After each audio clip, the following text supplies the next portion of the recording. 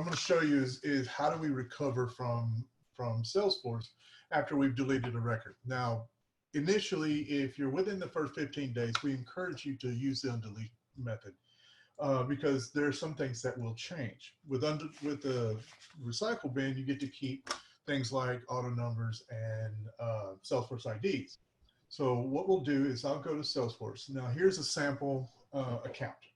It's a simple one. It's just got, you know, contacts, an opportunity, and the account information itself.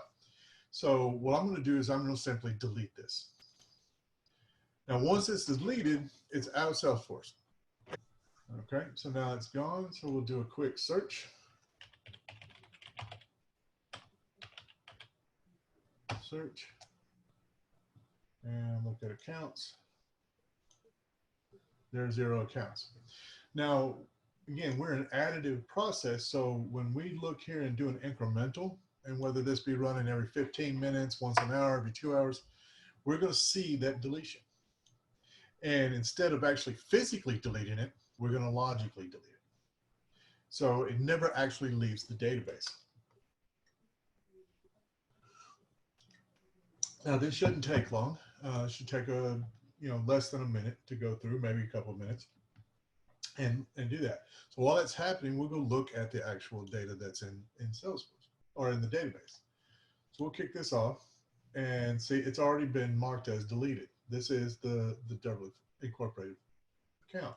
So to easily find them, we're going to use the ETL ID. So I'm going to copy this and replace this. All right, go ahead and do this one while I'm at it. And go ahead and execute this. And you'll see that here are all the contacts that were there. Now, to recover, conventional method would be, let me create the account, send it up, get it back, create the contact, send it up, get it back, and so forth down the tree.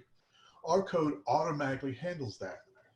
So to recover, we simply look at this statement right here. We're going to update a single record, and that is going to be the account record.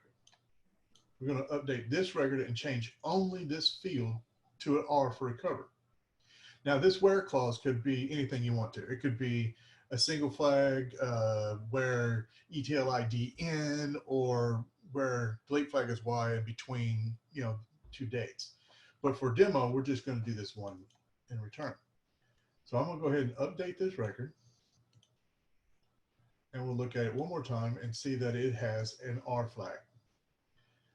To recover, it's very simple. We just come back in here and go in and have a command that is simply a set command. We're going to send that data back up because our software will go in and click and say, okay, here's the account. I'm going to send that up, get a new ID back. I'm going to go find all of the account's children and replace that ID. So let's go ahead and save and run.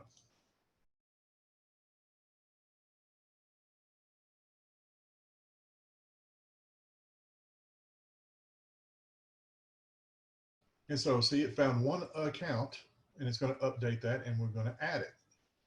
So when it's going to come down to when it finds the contact, we already found those 7 contacts and updated it.